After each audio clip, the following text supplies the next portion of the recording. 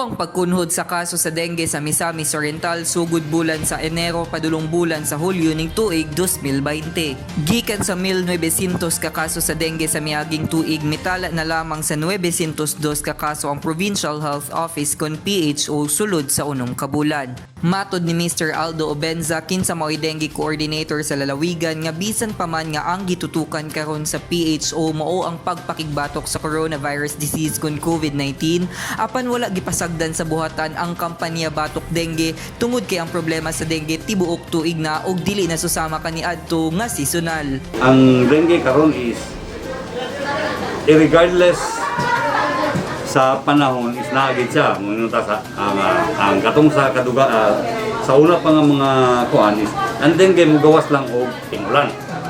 But then due to climate change, ang dengue karon bisag summer naagid siya. Kalabot sa ihap sa duha ka syudad sa lalawigan ang hinguog ang adunay pinakataas nga kaso nga mokabat sa isa ka gato 76 kun 19.5%, samtang ang syudad sa El Salvador nagtala sa gatos 1 ka kaso kun 11.2%.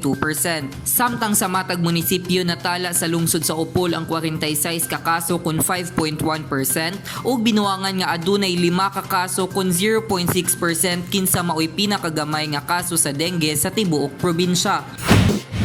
Padayon nga gipanghingusgan sa PHO ang kampanya niini Batok Dengue ug pabilin nga gipanghimangnuan ang katawhan sa tibuok lalawigan sa Misamis Oriental sa pagsunod sa mga laka nga gimando sa Department of Health kun DOH sama sa search and destroy, self-protection, seek immediate consultation ug say yes to mosquito fogging operation.